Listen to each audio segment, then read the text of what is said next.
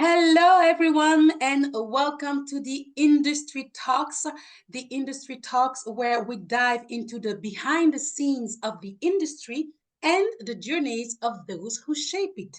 Welcome. Thank you for joining me today. I am your host, Berthe Taonjole.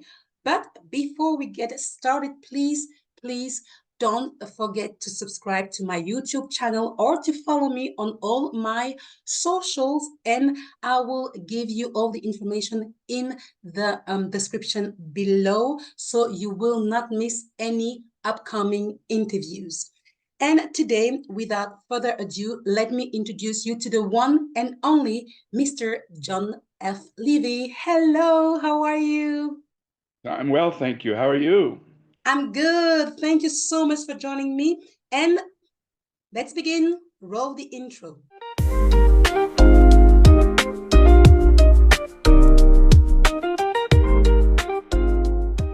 So, John, let me just start with a short bio about yourself. And if I am mistaken anywhere, please feel free to interrupt me. Shall we begin? Sure. All Yes, right. go ahead. So, you were born in Chicago, Illinois, and grew up in No, a city. You were not? I was born in New York City. In New York City. All right. I thought it was Chicago. Okay. So, thank you for that. So, you grew up in a city where theater was part of the cultural fabric. But were you in Chicago at one point? No, I mean, we shot ER in Chicago and also Shameless in Chicago. So I have been to Chicago a number of times professionally and a couple of times also just kind of visiting. It's a wonderful city, but it's not my home. It's not your home. All right. But have you been like you shape your path through formal training at institutions like Roosevelt University? Is that right? I went to the University of Rochester in Rochester, New York. It's All in right. Western New York and it snows all the time. It's all the time, but it's good, right? Yes. And that's where you really develop your eyes for acting, but also for presence, instinct, and storytelling. I think that's accurate. Yes. I had a job here in Los Angeles many years ago at the Mark Taper Forum, which is the most important regional theater in California. Well, I don't know, there's some great ones in San Francisco as well, but it's a very important theater. And I was there in the early 1980s, and I had an opportunity to work with fantastic theater professionals in all sorts of capacities. And that's where I first encountered a casting director and thought to myself, I might be able to do that. Yeah, so you move into casting because it came naturally to you from that proximity to actors. Yeah, actors, directors, Yeah, writers, all right, of the creative people speak a language of their own. And I realized that I spoke all of those languages. right. And early on, you collaborated with producer and showrunner John Wells, if I'm not mistaken. Yeah, that was many years later, actually. But the first time I met Mr. Wells was when he came on board the wonderful show China Beach. We did the pilot without him, but then when we went to series, John Wells came on to run the writers' room and write many of the episodes, and that's where we first collaborated. Okay, great. But then you become quickly a central figure behind the casting of landmark television series, including ER, The West Wing, Third Watch, Southland, and Shameless. And your casting helped shape ensembles that felt grounded, specific, and real, working alongside actors such as George Clooney, Eric LaSalle, Noah Weil, or to Regina King, Jessica Chastain, or Lucy Liu, right? Yes, absolutely. And Yes, all of those people were exciting fun to collaborate with and to get to know on an artistic professional level. and also become, many of them have become lifelong friends. Right. And for nearly 4 decades, your reputation has gone far beyond your credits. You became known for the kind of space you built where actors can work without pressure or intimidation. You are a recipient of the Casting Society of America's Hoyt Bowers Award for Lifetime Achievement. You are a 4 time Primetime Emmy Award winner, and you are also the holder of multiple Arcios Awards. Well, you've given me one more Emmy than I got. I had 4 Emmys. I was nominated 6 times. Um, the 2 times I lost to myself. Right. Okay, interesting. We're going to dive into it. But you are actually a 4 time Primetime Emmy Award winner. 4 times, The right? 4 time Emmy Award winner. That's amazing. Just winning 1 time, it's already amazing. But you win like you won 4 times. That is amazing. You also translated that experience into writing because your first book here, called "Write for the Role," has been published on in 2022. It was a critical success, widely praised by industry professionals and acting students. It offers a direct look into the casting process and your belief in the power of community and collaboration. That is a wonderful uh, synopsis of my point of view and what the book represents.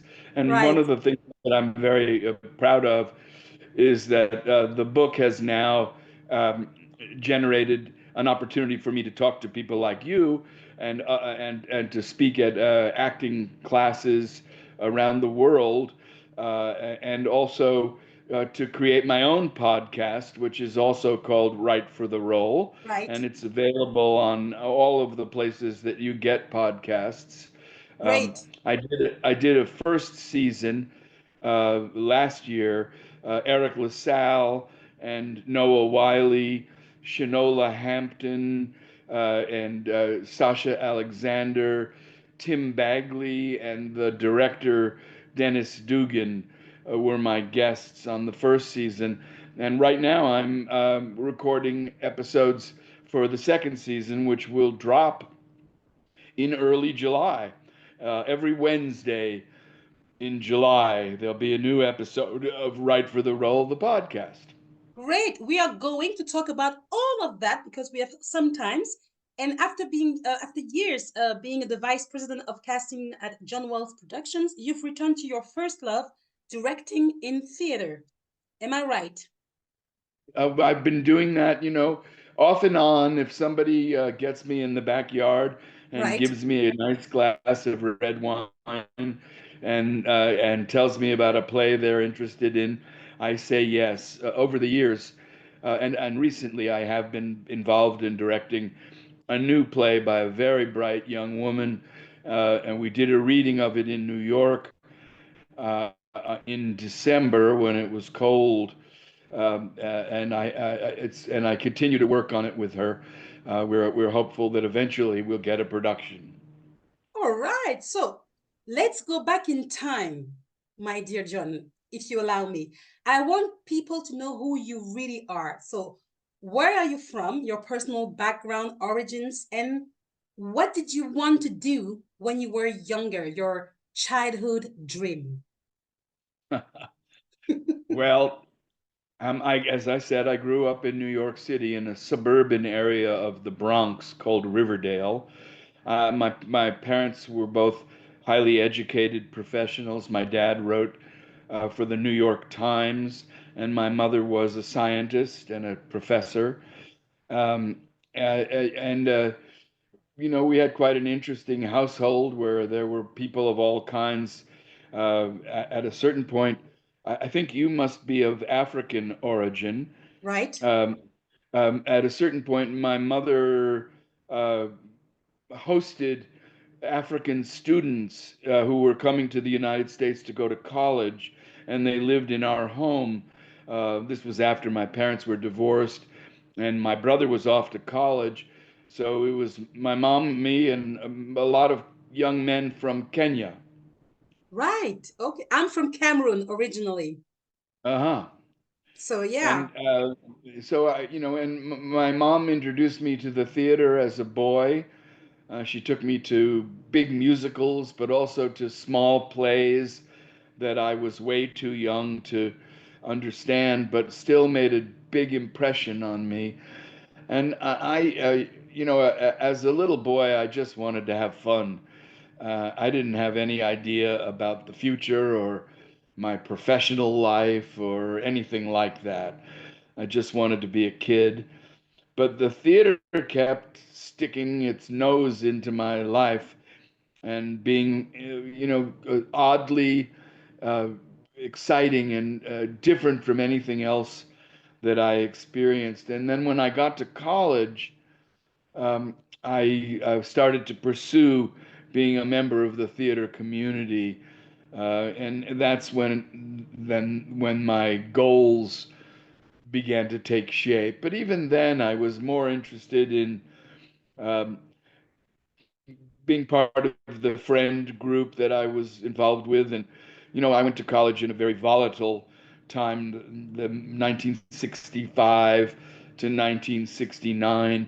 So there was a lot of anti-war protests. There was a lot of civil rights protests. There was a lot of women's rights Hmm. going on. We were all very moved by that and touched by that. Uh, um, and partly because I was an athlete as a boy, and my experience in the theater later, and the fact that I was part of a community of kids, young people, the whole cooperative, communal, team approach to our lives really appealed to me. I loved, and I still do, love being part of something. And that served me really well during my professional casting life because many of us who were on the team at those various shows that you mentioned, we worked together for a very long time, and we created an environment where we could all participate in excellence, and that was very exciting. Yes, and you mentioned two things that really stuck with me. You said that your mom introduced you to the African community at an early age, and also that during your time in college, between 65 and 69, you were like introduced to all those fights, women rights, but also, I guess, equal rights for black and white, between black and white and stuff like that. So, did that really influence you in your role as a casting director? Were you aware at like very, very soon and earlier about those, diversity? We're talking a lot about diversity right now. So, did you use it? Yes, I'm among the things that I'm very proud of that I accomplished was that, we created, excuse me, opportunities for people of color, for LGBTQ people, for women, for marginalized groups of all kinds before it became um, uh, a mandate.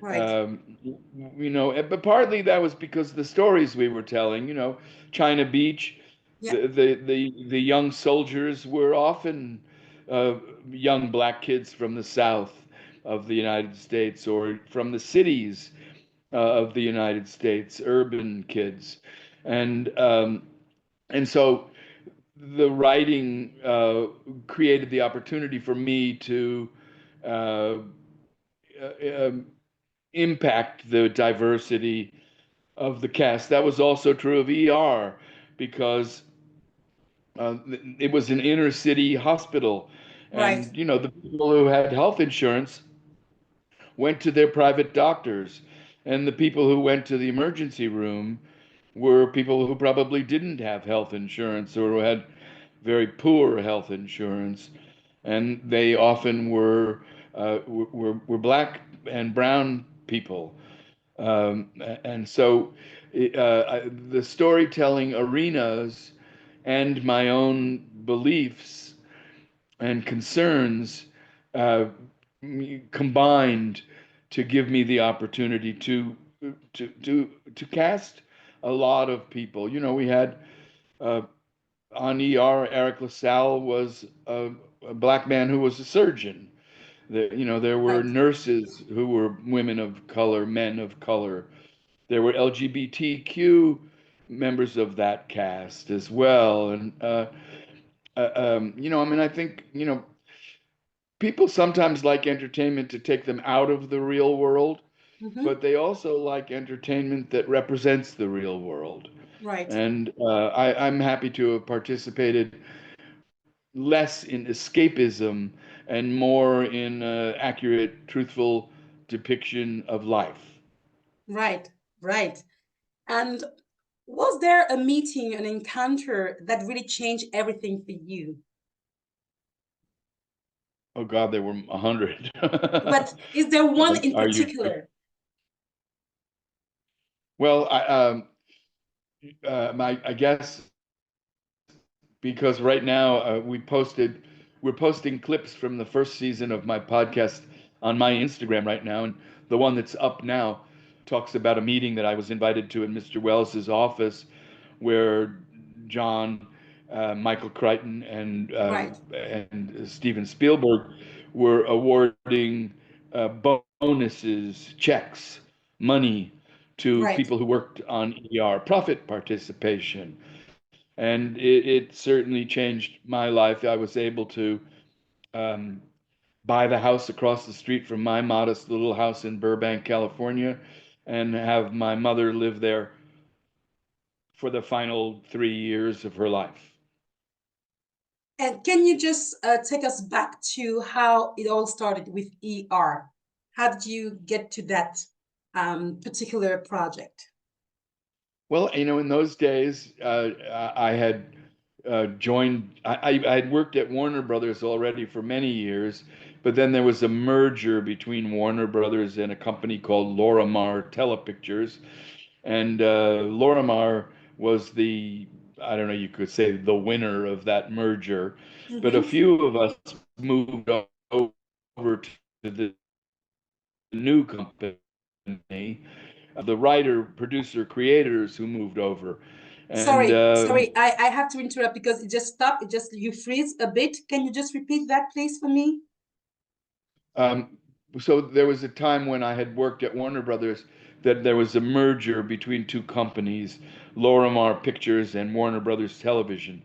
And I was one of five Yeah. Warner Brothers executives who moved over to the new company. John Wells was one of the showrunner creators who moved over to the new company.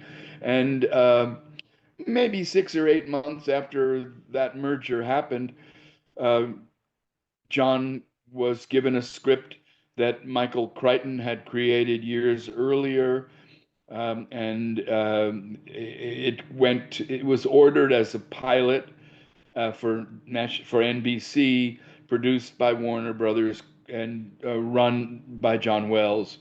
And John brought the script to me, and we began the casting process. And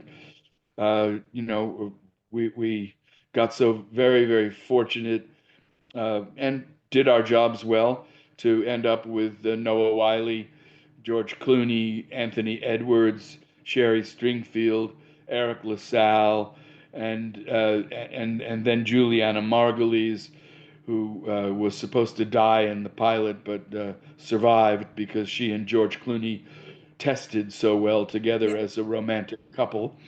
And many shows when they're successful, they get what they call spin-offs.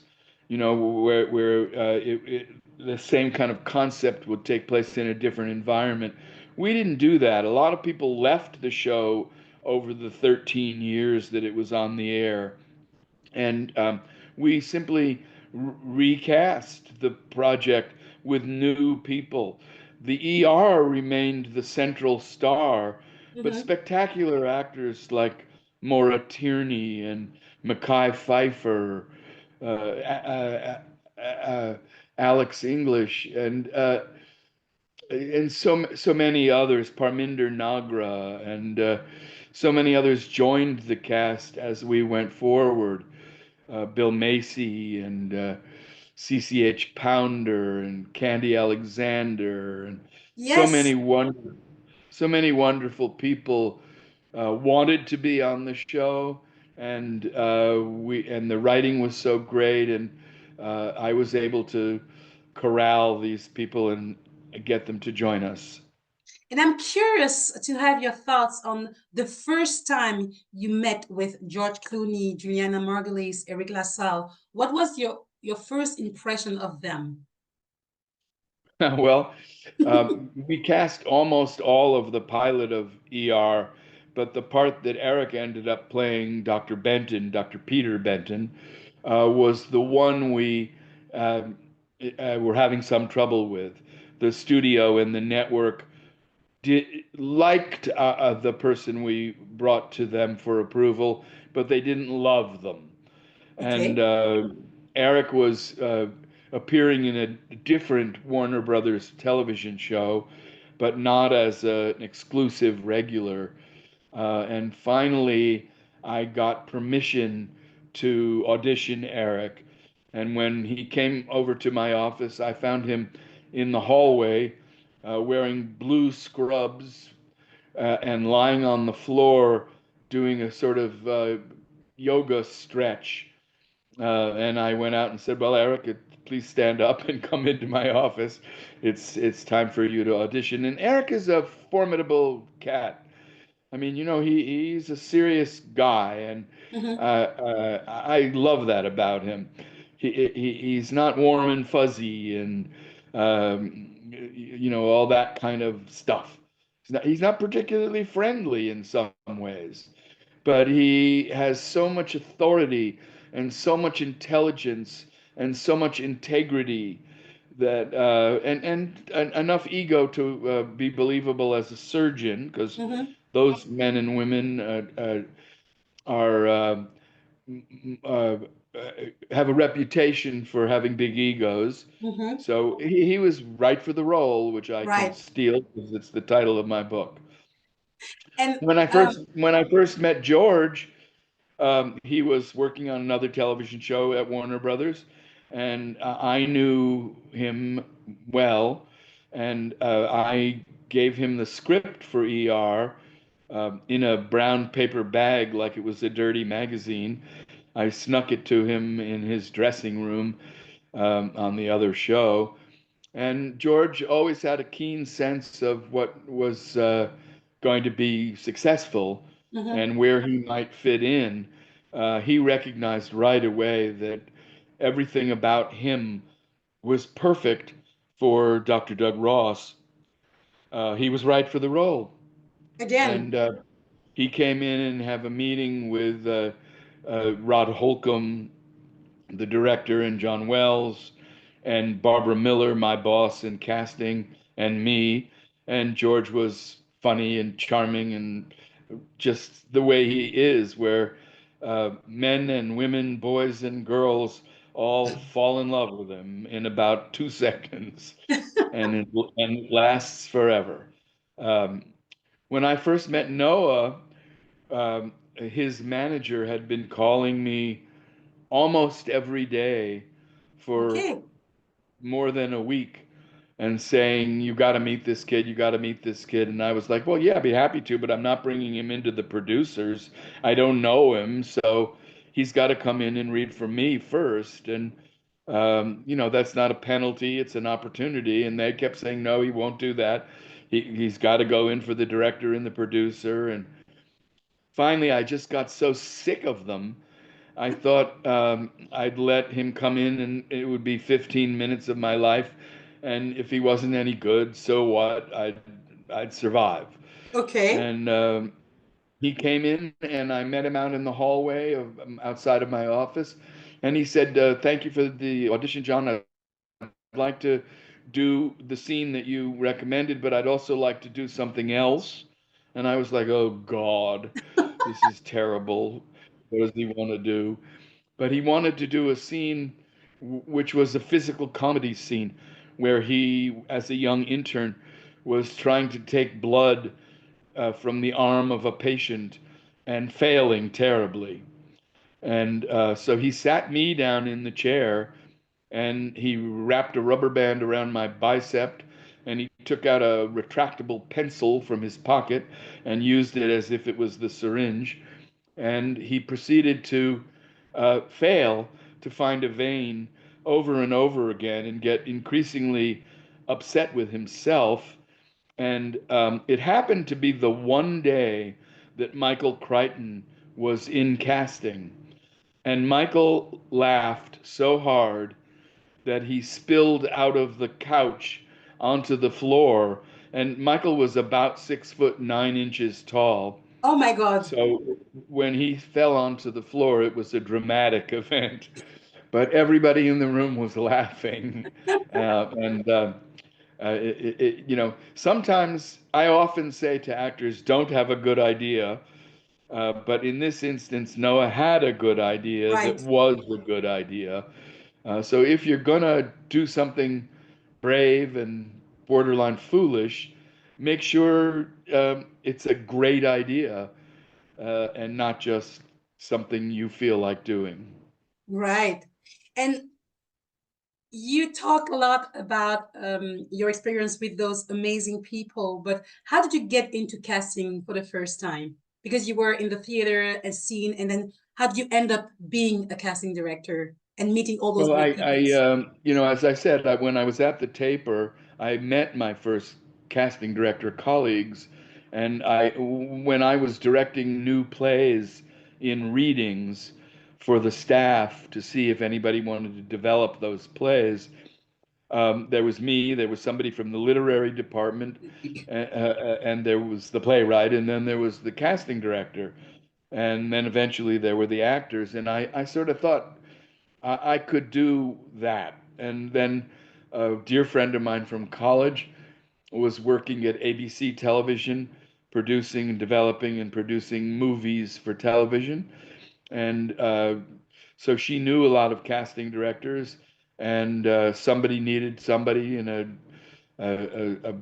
not an assistant, but what they call an associate uh, to help out in their casting office. And my college friend arranged a meeting, and I got the job.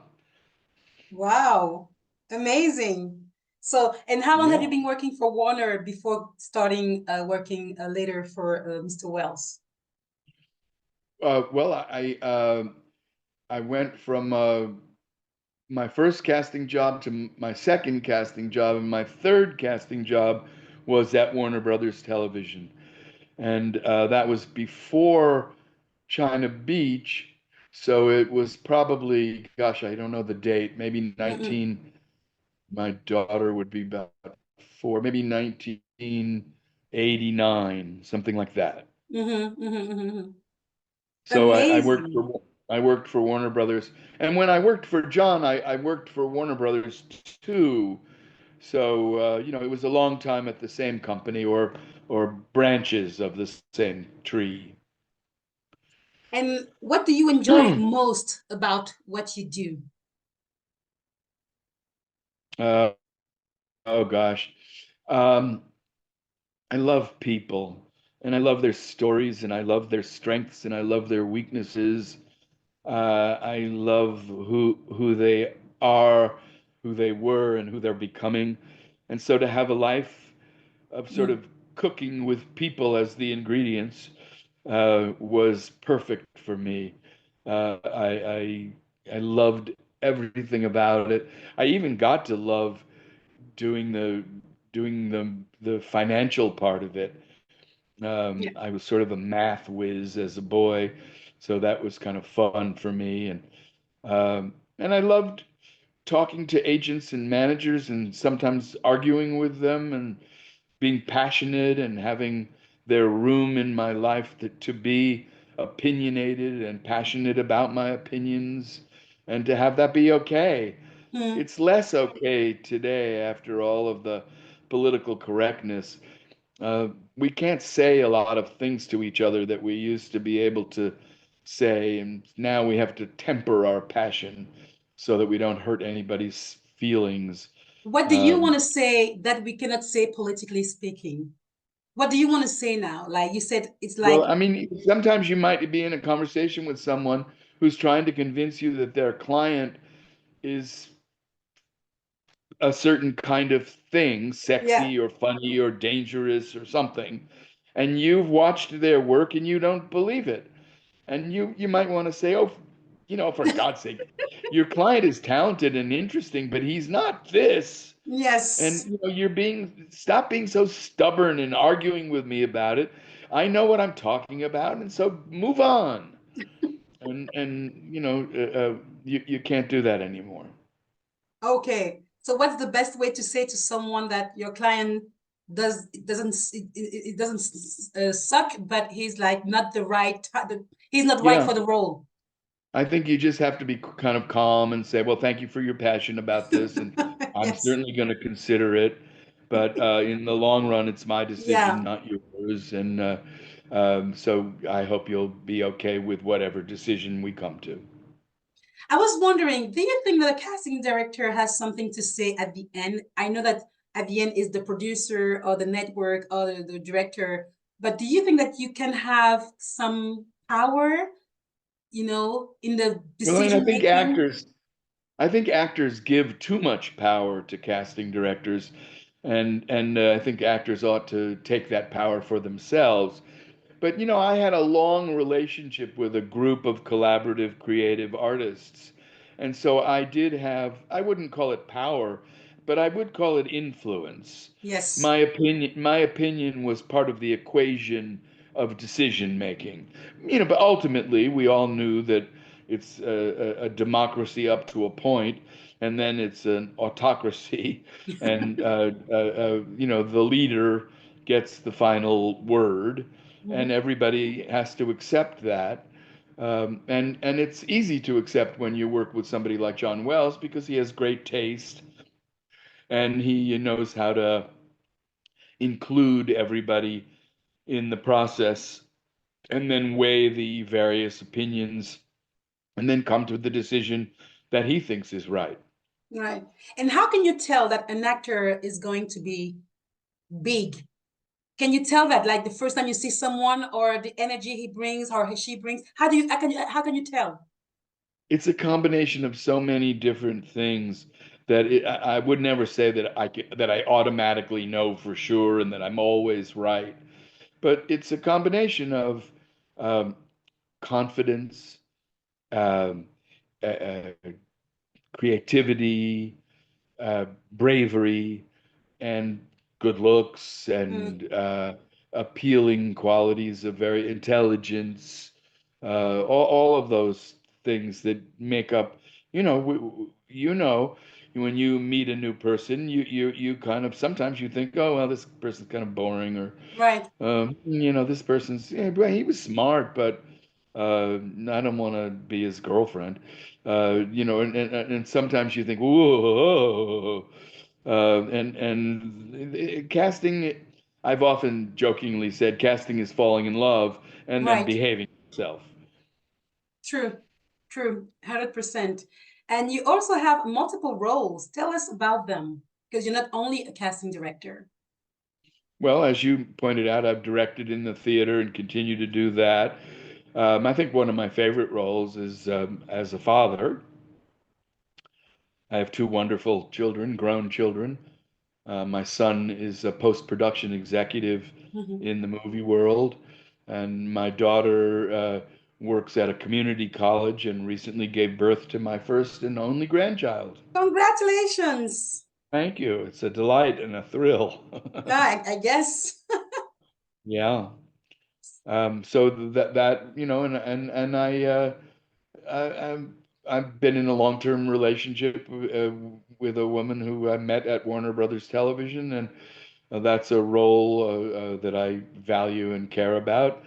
And I have old and dear friends from high school and college that I've known for 50 and 60 years, and my role as friend is very important to me.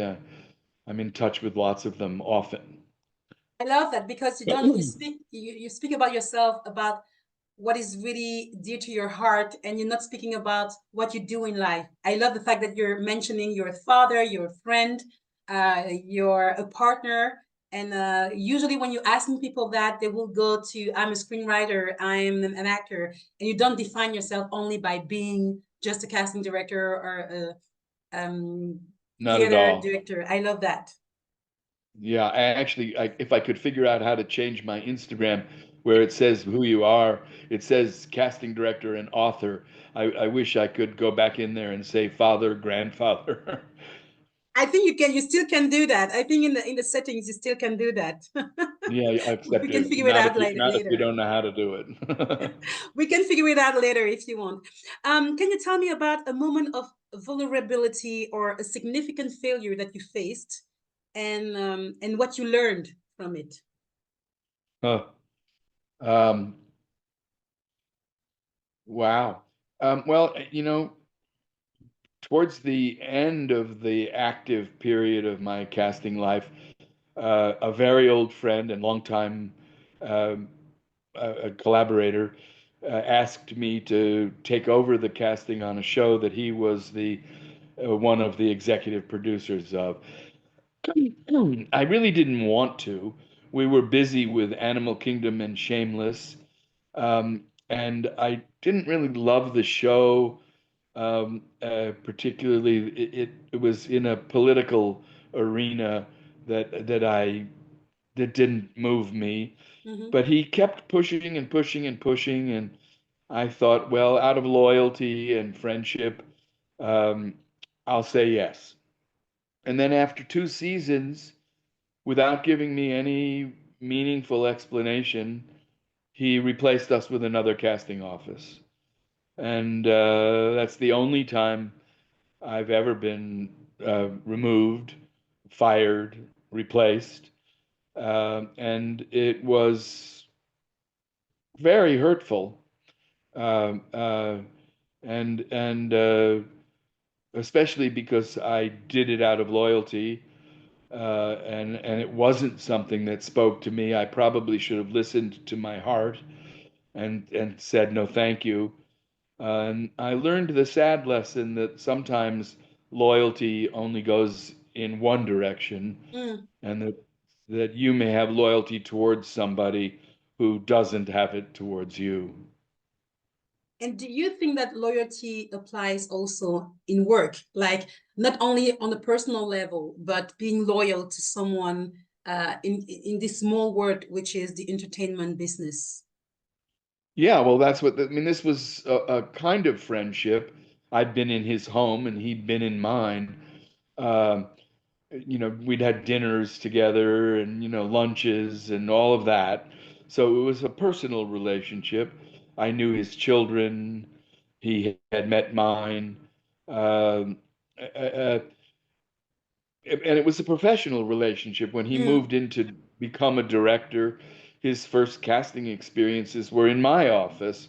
And so I modestly like to think that I taught him something about how to talk to actors.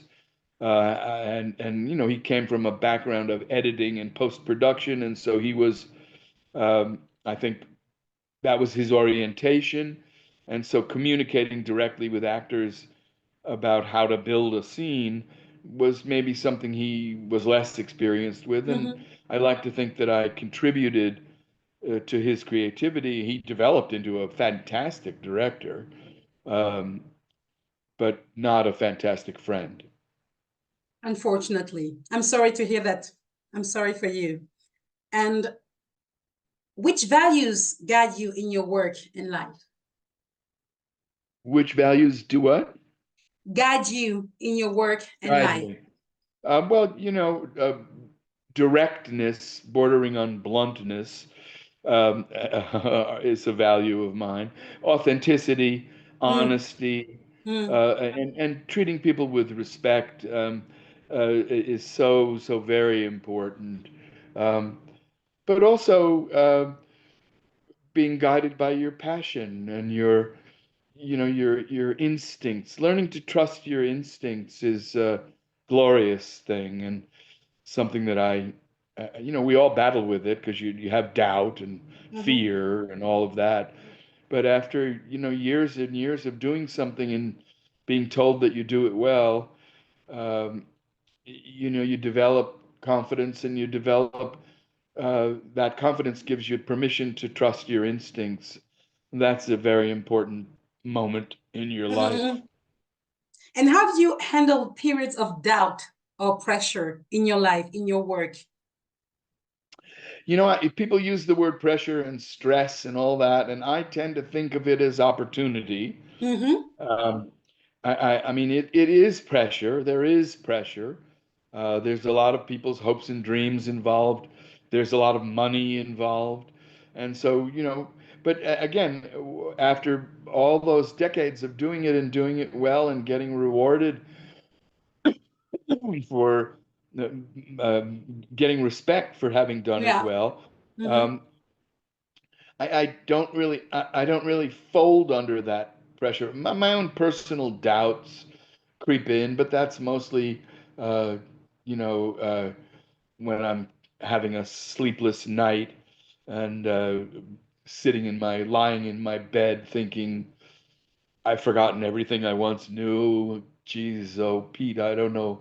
I don't think I'm gonna find who the hell's gonna play this part.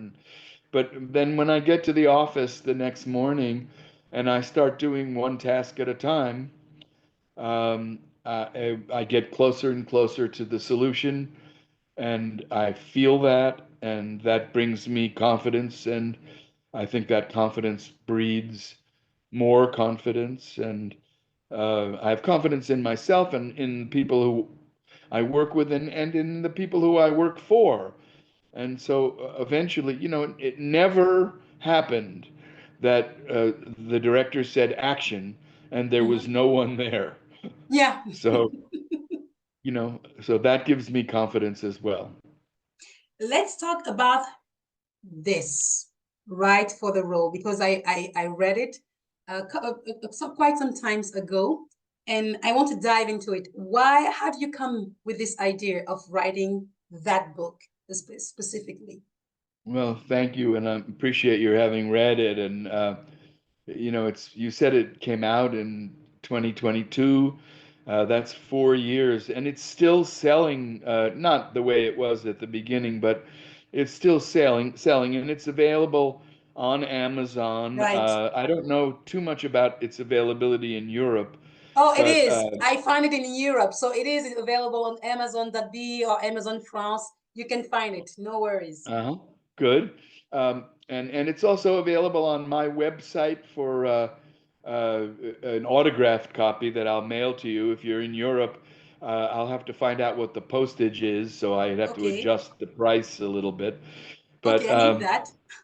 so anyway, I did a podcast for a friend who's an acting teacher in town, and afterwards she said to me, "Your stories are funny and you're smart. You should write a book." And I said, Right. "Oh, for God's sake." She said, I wrote a book about my acting teaching technique, and I worked with a woman named Trudy Roth. She's great, and you should meet her. And don't you know? And I said, okay, I'll meet her. And I met with Trudy, and we hit it off immediately. It was during the pandemic. Mm-hmm. And she came to my home, and I have a lovely backyard, and we sat at a long table at the opposite ends in masks, and Wow. we Yeah. chatted and chatted and chatted, and I don't know. I trusted my instincts and I trusted her, and we started to work on the book with her interviewing me, and some of the book is directly verbatim our interview conversation, and but during I didn't really know what the book was going to be about. Mm-hmm. I really didn't know what my specific point of view was. But it evolved in the process of talking to Trudy that it was about creativity and community and collaboration, which you mentioned, all of those words that are important to me. Um, and it's also about, uh, kind of the, my history and personal life. And Trudy kept saying to me, John, all these stories about your casting are great, and it's going to be a good book, but you've got to make it more personal. And I'm really kind of a private guy. Mm-hmm. Um, and so that was hard for me, but I did it. I did it reluctantly and in fits and starts. But I think eventually the book is about, I've said many times that obviously the title Right for the Role is about actors wanting to be right for the role that I'm casting. But it's also about being right for the role in your life and Mm-hmm. finding, going through the journey of finding out what you can do to contribute to the world and to your life and to your children's life and to your community. And and so the book became about that journey for me of finding casting and finding fatherhood and finding partnership and finding friendship and finding the things, the creativity and collaboration and community that were all important to me.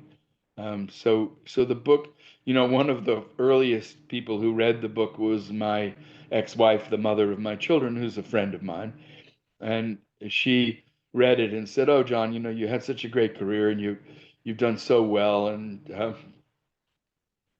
why'd you have to talk about our marriage so much?" And I said, well, because it was important to me when it was alive, and it Mm-hmm. was important to my development when it died. And so I discovered that was that Trudy was right, that revealing myself in the book was an important part of the book. Indeed, and it is a must-have. Highly recommended. There's so much insight, really valuable insight. We can talk for hours about this book, and really, I cannot recommend that more than just go and have yourself this book right for the role. It's amazing, and I was wondering in the casting process when you watch a self tape, what makes you instantly pay attention versus lose interest? Well, again, that's the instinct part of my job. I'm wide open when the self tape comes on, just as I was when you began to do your work in my Mm-hmm. office. I'm hoping that you're going to be the answer. I'm certainly not hoping that you fail. I'm hoping that you Mm-hmm. succeed. Um, and it's something in your eyes. It's something in the tone of your voice. It's something in your interpretation, and it's something in your kind of essential quality. Some of us are sexier than other people. Some of us seem smarter than other people. Mm-hmm. Some of us seem more empathetic than other people. Some of us seem more trustworthy than other people. And depending on what we're looking for in the role, your essential quality um, lights my fuse if it coincides with what the character needs to be. Right. But you've coming from an era where we were in the room with the casting director, and now we are more with like the self tape. So I have the feeling sometimes we're losing that connection. Do you miss that? Very much.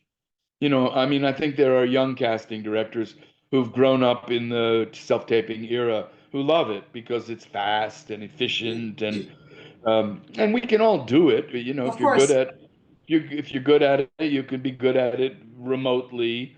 But I miss the blood, sweat, and tears of it. I miss you in the waiting room. I miss you joking with the other actors who you compete against all the time. I miss you listening to the director or not listening to the director when he or she gives you an adjustment. I miss the human contact. Mm. It's to me, it's because I'm old-fashioned. Um, it's a little silly to think that we should be telling human stories without human contact. Right, right. And what makes you trust that an actor you've never met, especially from another country, for instance, can deliver on set? Well, I often have to put them through several kind of hoops to reassure me because you're quite right. If you don't know, you don't know. Right? And, but your background, what you've done, and also, if it's just a couple of lines in a scene, I'm braver than if it's a leading role. Um, and then there are also investigations you can do. You can Mm, talk to casting directors who right. know your work better than I do. You can reach out to directors who you've worked with if you can find their email address and ask about you, get references, and um, you can look at videotape reels Mm-hmm. of various things and see if there's anything that gives you uh, hope and confidence. But yeah, I mean, the first time it's a leap. You know, Right, it's the same as in personal life. The first time you kiss somebody, you don't know how that kiss is going to go.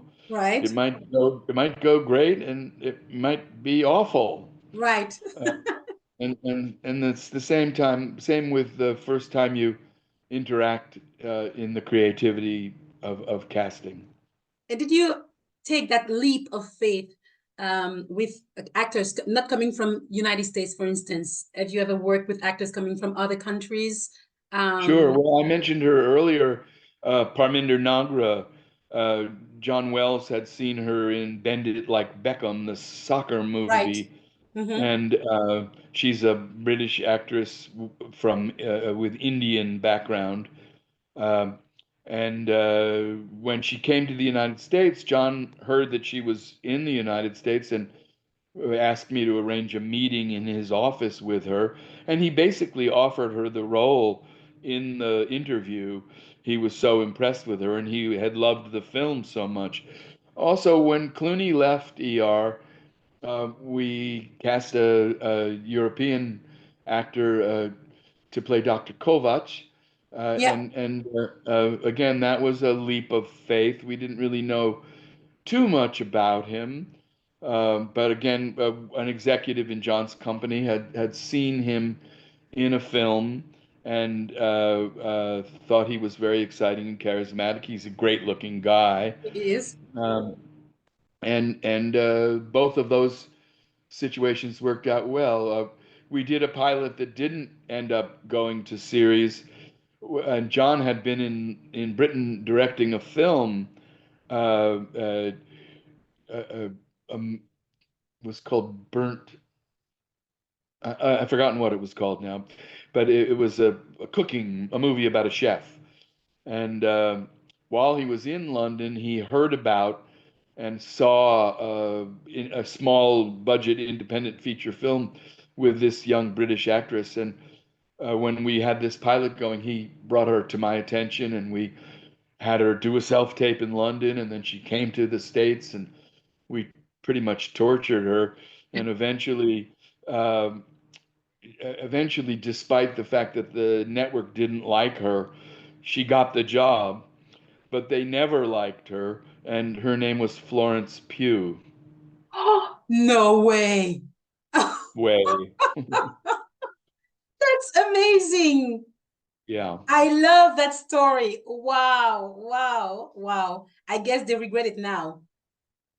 I think, she should thank us for having that pilot fail so that she could go on to become a giant movie star.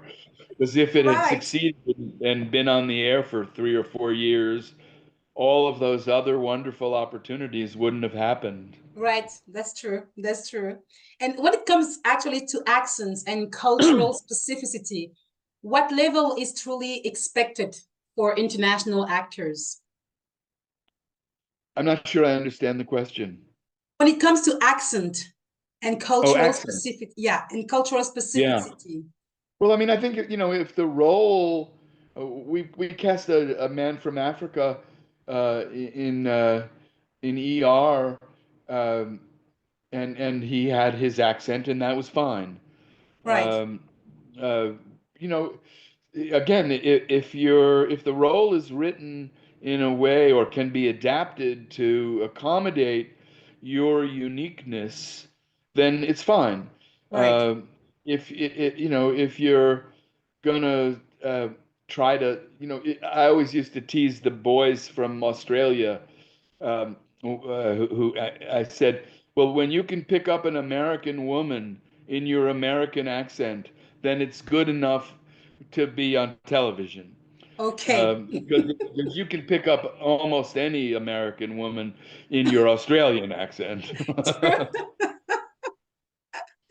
And how is it an actor's type? How important is an actor's type when you're casting, and how clearly should it come across in their materials? Well, I hate the word type. I think we all have certain qualities, Right. and we seem like a certain kind of person. We talked about it briefly earlier. Mm-hmm. Some people seem more intelligent than Yeah. they, and some people seem sexier. Some people seem Mm-hmm. more trustworthy. All of those things. Those are your qualities. Mm-hmm. And if your qualities marry with the role on the page, then you're right for the role. And that's Um, it. So and simple and as then, that. then yeah, really, it's as simple as Mhm. that. And is there a myth to debunk about your profession, your industry? Yeah, I mean, I think there are several, but one of them is that I spoke briefly about it earlier. I think actors give too much um power away from themselves and to the casting director and the director and the executive producer. They tend to feel powerless, and in fact, you're powerful. You have what you have. Also, I mean, I think the idea that we want you to fail Mm, is a stupid idea. We want you to succeed because of then we get course. to go home and have dinner. True. Yeah, that's true. That's true. We tend to forget that as actor. I'm an actor myself, and we tend to forget that we have that power because you need us as much as we need you, right? Oh, absolutely. We need you more. Right. We can't tell the story. You Mm, can make a nickel someplace else, but we need the right people to make the story we're working on come alive. Um, a bad choice in casting in a pivotal role can kill a whole project. that's true. That's true. That's true. What is a piece of advice you wish you had received when you started in this business? Uh, Work on yourself as a person, because the more you know yourself and the more you're growing and changing, uh, the better you'll be at whatever your job is.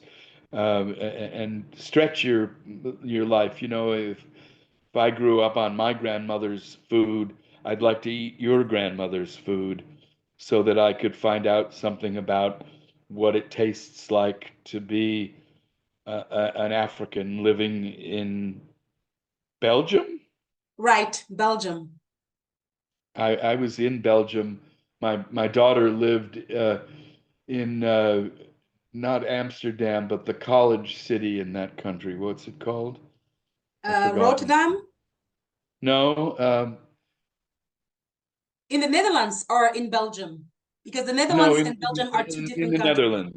The In the Netherlands, okay. Netherlands. Right. But we traveled once we went to visit her in the Netherlands. We traveled and we were in Antwerp.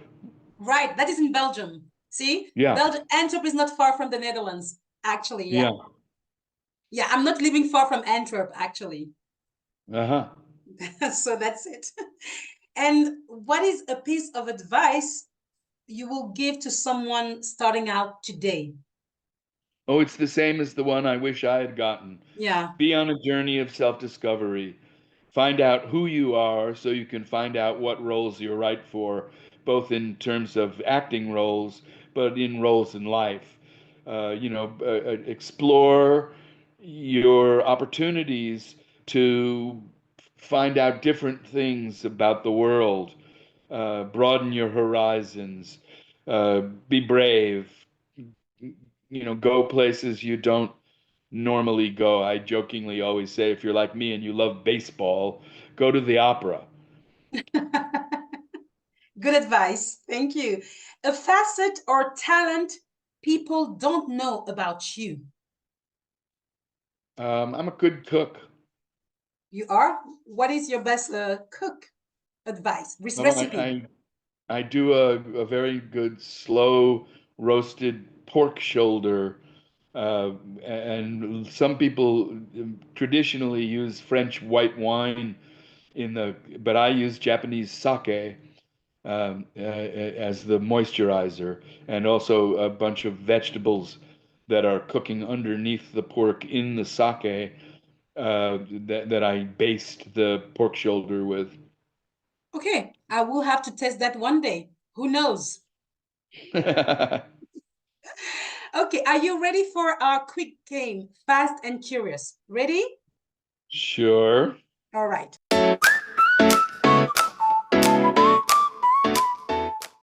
Tea or coffee? Tea. I've Morning? never had a cup of coffee in my life. Really? Really. Okay. Morning or evening? Evening. Three words that describe you. You know what's funny is that's how I end my podcast.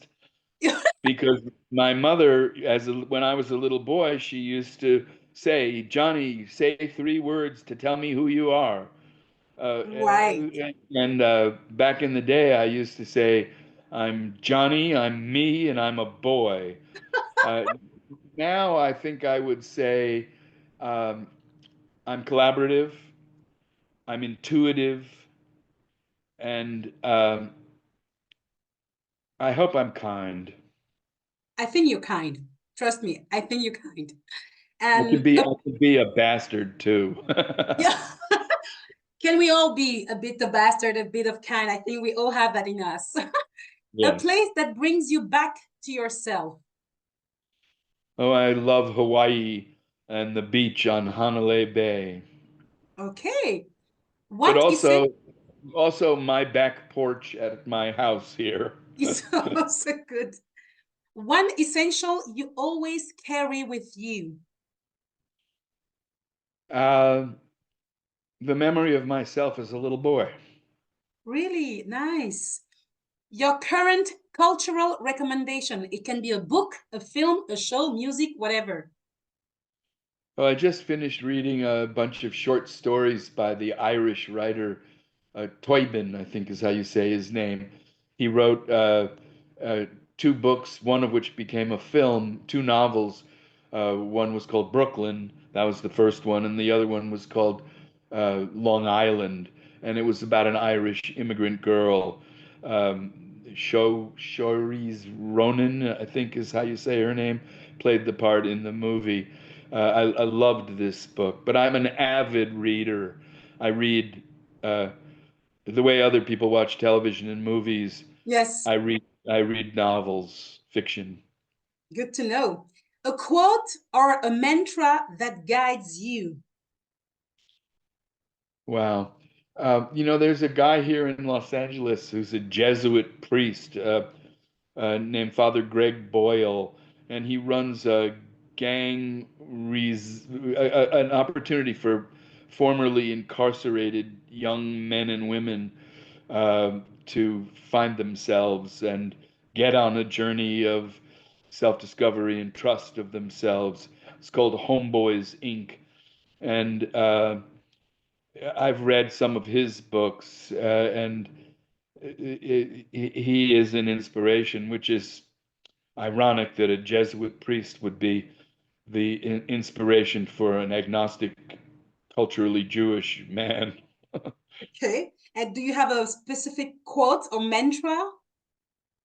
No, he has a number of them, but and I just can't think of what they are now. But they have to do with kindness, and they have to do with faith in yourself, and they have to do with discovering your best self, so that you can be your best self and bring love and kindness and compassion to the world.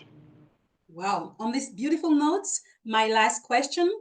Who would you want me to interview next and why? um, I think if you could get Noah Wiley to come on your podcast, he's a fantastically generous and kind and lovely, talented, Okay. smart guy. He did my podcast, and I'm grateful to him. Okay, so the invitation is there. So Noah Wiley, if you hear or if you listen to this podcast, please reach out. Thank you so much, John. Thank you for being with me today. Thank you so much. Thank you for the invitation. It was a great opportunity, and thank you for your enthusiasm about the book. Um, uh, I hope people will go to Amazon and find it, and it's available on an e-book, for very Right. inexpensive if you read books that way, and also a paperback and a hardcover if you're so inclined. So, people, before we leave, this is the book Right for the Role. You can find it on Amazon. You can find it on John Levey personal website. You can find it also, as you just said, e-reading book. And also, you can find John on his social, and you can find his podcast on Spotify, I guess, Apple, and all those platform called Right for the Role. So you cannot mistake that. Thank you so much for being with us today. Please subscribe and please like, comment, and share. And I will see you soon. Take care. Thank you. Bye bye. Thank you.